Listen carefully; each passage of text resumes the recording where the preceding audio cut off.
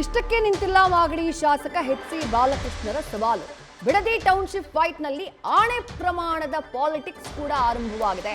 ಕುಮಾರಸ್ವಾಮಿಯವರು ಚಾಮುಂಡೇಶ್ವರಿ ಮೇಲೆ ಪ್ರಮಾಣ ಮಾಡಲಿ ಅಂತ ಹೇಳಿ ಆಹ್ವಾನವನ್ನ ಕೊಟ್ಟಿದ್ದಾರೆ, ಸವಾಲನ್ನ ಹಾಕಿದ್ದಾರೆ ಮಾಗಡಿ ಕಾಂಗ್ರೆಸ್ ಶಾಸಕ ಎಚ್.ಸಿ. ಬಾಲಕೃಷ್ಣ.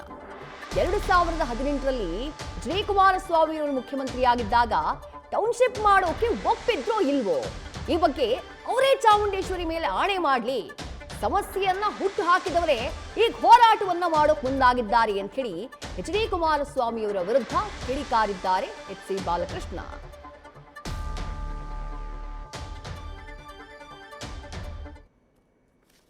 ಪ್ರಾಮಾಣಿಕವಾಗಿ ಡಿ ಕೆ ಶಿವಕುಮಾರ್ ಅವರು ಒಪ್ಕೊಂಡವ್ರೆ.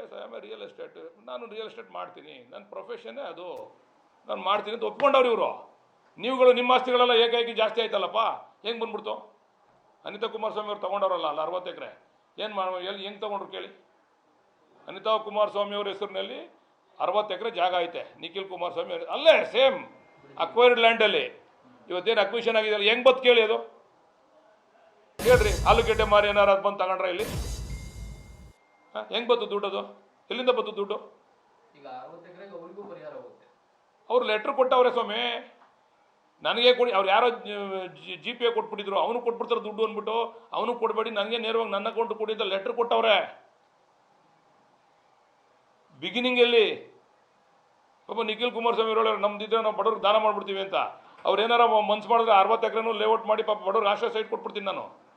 ಅವ್ರು ಏನಾರು ಒಪ್ಪಿಗೆ ಕೊಟ್ಟರೆ, ಈಗ 60 ಎಕರೆ ಅವ್ರದ್ದು ಐತಲ್ಲ, 60 ಎಕರೆ ಜಾಗನೂ ಈಗ ಯಾರು ಹೋರಾಟ ಮಾಡ್ತಾರಲ್ಲ ಪಾಪ ಲ್ಯಾಂಡ್ಲೆಸ್ಸು ಸೈಟ್ಲೆಸ್ಸು, ಅವ್ರಿಗೆಲ್ಲ ಒಂದೊಂದು ಸೈಟ್ ಕೊಡ್ತೀವಿ.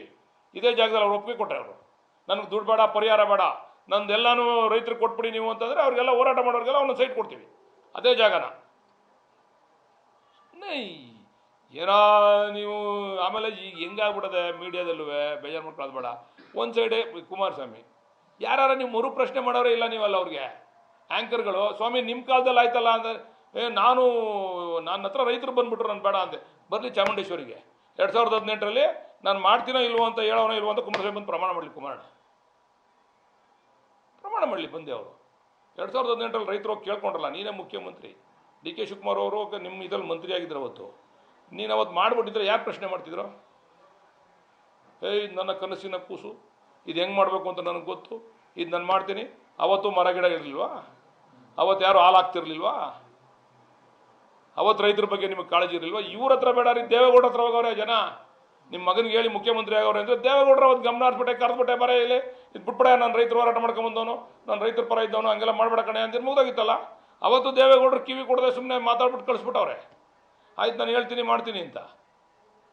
ನೀವು ಮಾಡಿದ್ರೆ ರೈತರ ಪರ, ನಾವು ಮಾಡಿದ್ರೆ ರಿಯಲ್ ಎಸ್ಟೇಟು. ನ್ಯೂಸ್ ಫಸ್ಟ್ ನಿರ್ಭೀತಿಯಿಂದ ನಿಮ್ಮ ಪರವಾಗಿ.